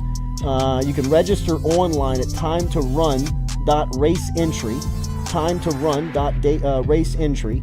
And you can also take a look at this poster, which I'm going to put all over the place. If you see it, you can scan the QR code for more information. But Tom Granning, who's been great to our show, always great to us, and they got their Wardo's Rudolph Roll coming up on Saturday, December 9th, that you can learn more about. We'll be keeping you up to speed on that to make sure that you get all the information, and as well as our giveaway, our New Orleans Saints giveaway.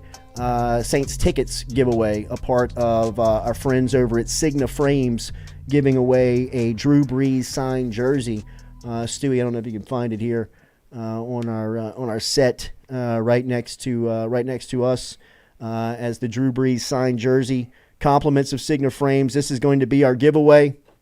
We've also got 2 tickets to the Saints and Jacksonville Jaguars, which will be October 19th, and we will shut down that process coming up this week as a chance to get involved. So we'll shut down the process on Thursday, October 12th, and then we will announce the winner and the giveaway on Friday, October 13th, coming up. So a couple of tickets in the giveaway from our friends over at Signa Frames, and remember to get the giveaway. All you have to do is get over to Instagram, follow Signa Frames, give them a follow there, like the post of the giveaway, and then in the comment section, tag 3 people.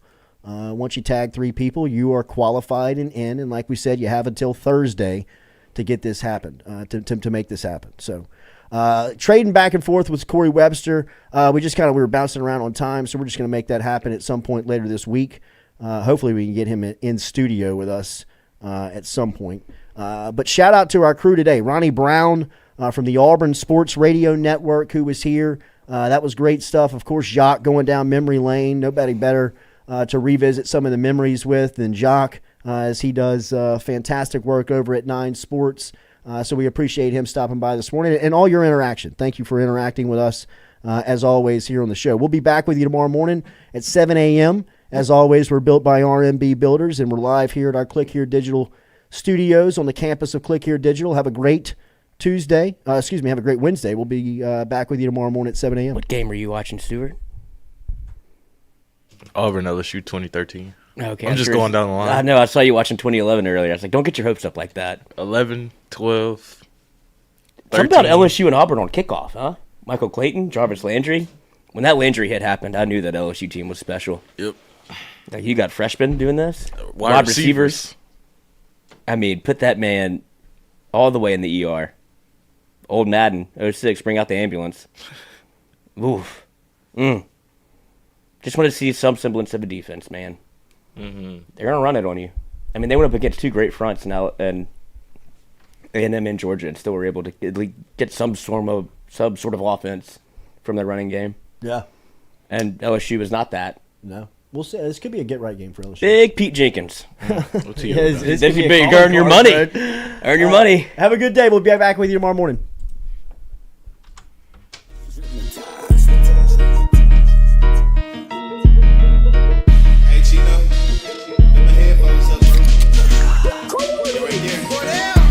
Monday through Friday from 7 to 9.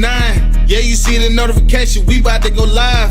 We got all your favorite guests, we got them in line. It's the Jordy Culotta Show, come have a good time. It's the hottest show around, we ain't gotta flex. Call up G, we get it done, we earning our respect. Tell recruits to let us in, where they going next. Throw up the L's, now we lit, band playing neck. From the boot to the east to the west coast. No matter where we at, we live, mic'd up for show. Open up the phone lines, come and join the show. Make sure you tell your friends about Jordy Culotta Show. Yeah, Monday through Friday from 7 to 9. Yeah, you see the notification, we about to go live. We got all your favorite guests, we got them in line. It's the Jordy Culotta Show, come have a good time. Monday through Friday from 7 to 9. Yeah, you see the notification, we about to go live. We got all your favorite